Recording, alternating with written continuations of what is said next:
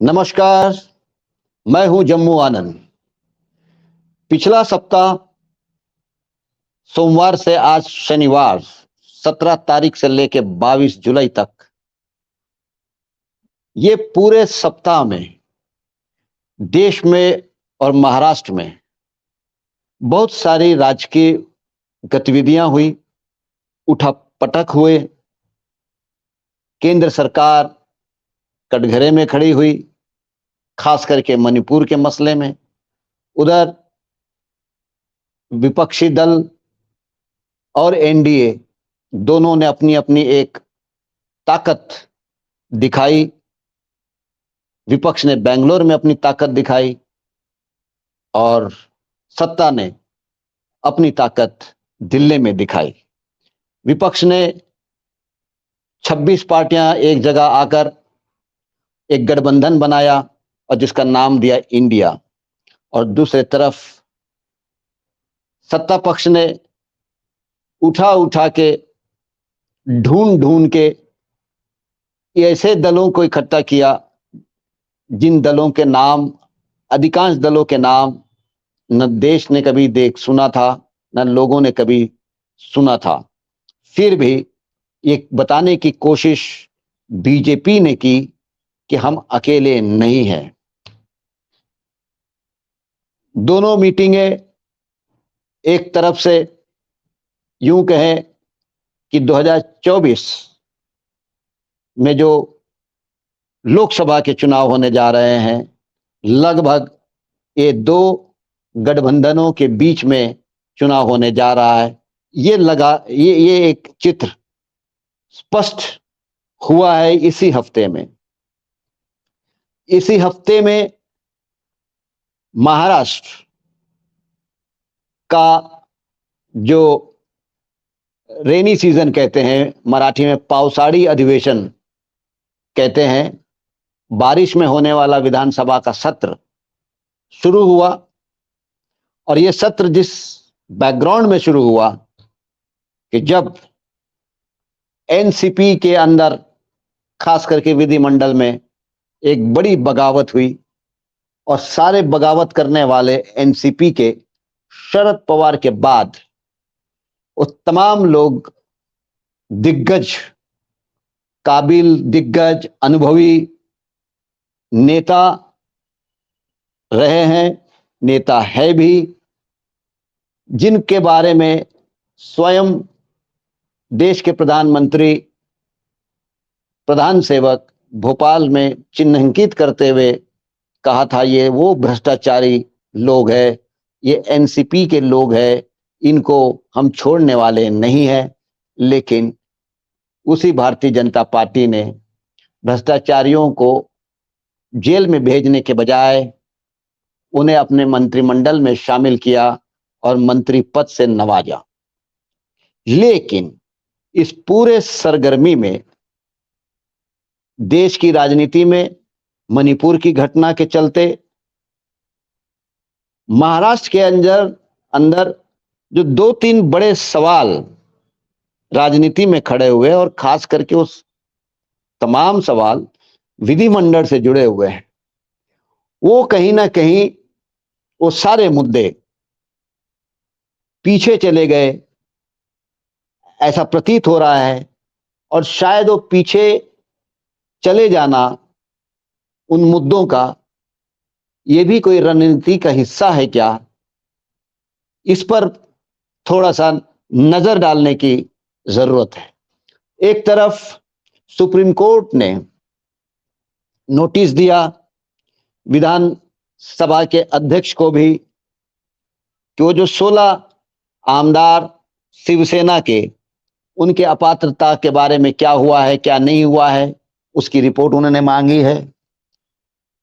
जैसे ही supreme court ने ये पोजीशन लिया, महाराष्ट्र की सत्ता संघर्ष में थोड़ा सा और फिर से एक उबाल आया। चर्चाएं शुरू हो गई कि 16 में तो शिंदे जो आज के मुख्यमंत्री है, उनका भी नाम शामिल है। और जैसे ही इधर राष्ट्रवादी कांग्रेस पार्टी के विधिमंडल में फूट पड़ी और 9 मंत्री 9 नेता लोग जाके जब मंत्री पद की शपथ ले ली तो ये कयास लगने लगा कि अब एकनाथ शिंदे को निपटा दिया जाएगा। और दूसरी तरफ अजीत पवार ने यह दावा किया कि उनके साथ 40 आमदार है। उधर शरद पवार ने यह कबूल किया कि उनके पास 15 से 19 आमदार है, जबकि राष्ट्रवादी कांग्रेस पार्टी के पास 54 आमदार है, जिसमें से एक आमदार आज जेल में है। मतलब 53 आमदार आज बाहर है। दूसरी तरफ राष्ट्रवादी कांग्रेस पार्टी ने यह फैसला लिया और कहा कि ये जो 9 नेता लोग, अजीत पवार से लेकर छगन भुजबल हो, वत्स पाटिल हो, हसन मुशर्रफ हो, जिन्होंने मंत्री पद की शपथ ली है, इनको छोड़कर बाकी सब आमदारों को विपक्ष में बैठने का आसन का इंतजाम किया जाए, ऐसा पत्र राष्ट्रवादी कांग्रेस पार्टी के प्रदेश अध्यक्ष और विधायक जयंत पाटिल के कहने पर नवनियुक्त विप जितेंद्र आव्हाड ने बकायदा पत्र दिया, विधानसभा अध्यक्ष को दिया, विधानसभा के सचिवालय को दिया कि 9 मंत्रियों को छोड़कर बाकी सारे विपक्ष में बैठेंगे, उस प्रकार का आसन की व्यवस्था करें। लेकिन मजे की बात यह है कि 17 तारीख से लेकर तो अधिवेशन का पहला सप्ताह कल शुक्रवार को खत्म हुआ और इस पूरे एक सप्ताह में ना ही सरकार ने इस प्रकार का कोई आसन की व्यवस्था करी और ना ही राष्ट्रवादी कांग्रेस पार्टी के सारे आमदार विधिमंडल में पूरे हफ्ते भर उन्होंने हाजिरी लगाई। कहते हैं कि करीब 24 ऐसे आमदार है जो पूरे सप्ताह अनुपस्थित थे। इसलिए ये चर्चा जो हो रही है कि ये शायद ऐसे आमदार है जिन्होंने अभी तक ये फैसला नहीं किया कि अजित पवार के साथ जाए या शरद पवार के साथ रहे। कुल जमाइए कि विधानसभा के अध्यक्ष को पत्र देने के बावजूद विधानसभा के अध्यक्ष ने यह जरूरत नहीं समझा कि ये एक महत्वपूर्ण पत्र है, एक महत्वपूर्ण घटनाक्रम है। इसके लिए पहले इस बात को सुनिश्चित कर लें कि राष्ट्रवादी कांग्रेस पार्टी के जितने आमदार हैं उन आमदारों की क्या पोजीशन है, क्या वो 9 छोड़कर विपक्ष में बैठना चाहते हैं या फिर उनमें से कितने ऐसे हैं जो अजित पवार के साथ रहना चाहते हैं। जबकि ये पूरी घटना जो है वो दल बदल कानून को आकर्षित करती है, क्योंकि जब एक पार्टी का प्रदेश अध्यक्ष के कहने पर अगर विप ये पत्र देते हैं कि 9 छोड़कर बाकी सबको, इसका मतलब यह है कि राष्ट्रवादी कांग्रेस पार्टी में आज वो 9 लोग नहीं हैं। इसका मतलब यह है कि राष्ट्रवादी कांग्रेस पार्टी के विधिमंडल में फूट गिरी है।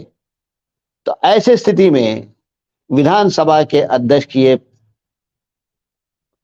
संवैधानिक जवाबदारी है कि संविधान की ये जो 10वीं शेड्यूल है उसके मुताबिक दल बदल का मामला तो नहीं है, इसको सबसे पहले सुनिश्चित करना चाहिए। बड़ी मजे की बात यह है कि ना पत्र देने वाले जोर लगा रहे हैं इस बात के लिए, ना राष्ट्रवादी कांग्रेस पार्टी इस पर जोर दे रही है कि नहीं, पहले इस बात का फैसला करें कि 9 बनाम बाकी, या फिर यह तय कर लें कि 9 के साथ कितने और कितने पार्टी के साथ। तो मतलब पार्टी भी नहीं करना चाहती है, ना ही विधिमंडल के नेता राष्ट्रवादी के वो इस पे जोर देना चाहते हैं। और दूसरी तरफ शिवसेना में जो फूट पड़ गई है वो तो स्पष्ट हो गया है, विधिमंडल की फूट तो एकदम स्पष्ट है। आज विधानसभा में शिवसेना के शायद 19 या 20 उद्धव ठाकरे के साथ है, और इधर राष्ट्रवादी कांग्रेस पार्टी में शरद पवार स्वयं कह चुके हैं कि उनके साथ 19 है। ऐसी स्थिति में महाराष्ट्र विकास आघाड़ी में सबसे बड़ी पार्टी कांग्रेस पार्टी है, जिनके 45 विधायक है, 45 अब शायद 46 हो गए। तो फिर महाराष्ट्र विकास आघाड़ी में सबसे बड़ी पार्टी के रूप में अगर आज कांग्रेस पार्टी उभरी है, तब विधानसभा में विरोधी पक्ष नेता का पद किसके पास होगा? स्वाभाविक है कांग्रेस के पास जाना चाहिए। लेकिन कांग्रेस भी इस पे जोर नहीं दे रही है, वो पत्र दे नहीं रही है कि विधानसभा के अध्यक्ष महोदय पहले यह तय करिए, क्योंकि यह तय होने पर ही यह तय होगा कि विपक्ष का नेता कौन होगा। मतलब पूरा सप्ताह चले गया कि महाराष्ट्र विधानसभा में विपक्ष के करीब करीब 80 आमदार होने के बावजूद विपक्ष का नेता नहीं है। मतलब विधानसभा का अध्यक्ष को कोई फर्क नहीं पड़ता कि विपक्ष का नेता चुना गया हो या बहाल किया गया हो या नियुक्त किया गया हो या ना किया गया हो, सदन बकायदा जारी है।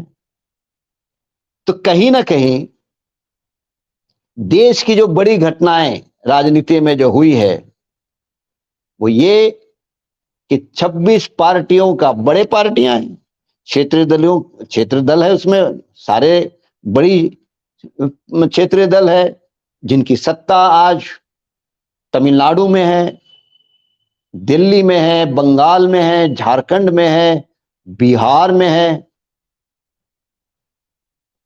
दूसरी तरफ कांग्रेस है, तीसरी तरफ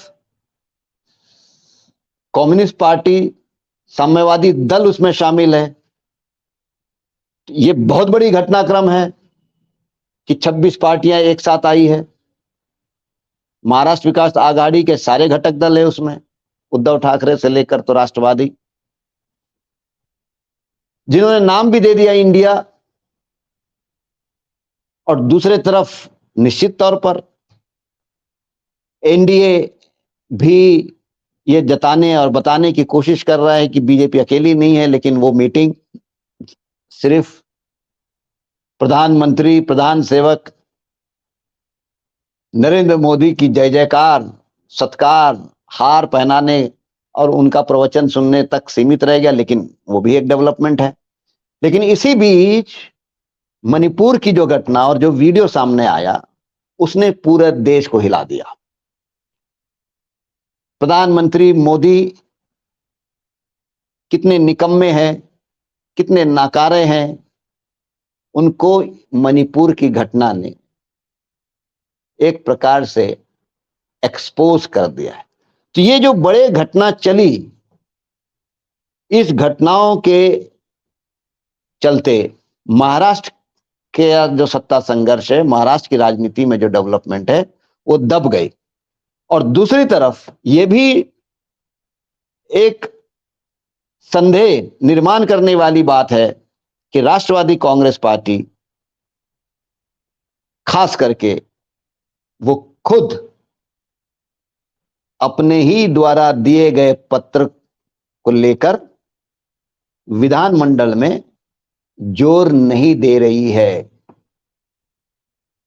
क्या ये एक रणनीति का भाग है? शायद आने वाले दिनों में या दूसरे हफ्ते में इस मसले पर विधानमंडल में, खास करके विधानसभा के जो अध्यक्ष है, उनकी भूमिका पर सबकी निगाहें टिकी रहेगी। आज के लिए बस इतना ही। फिर सोमवार को किसी नए मुद्दे के साथ मिलेंगे। तब तक के लिए धन्यवाद।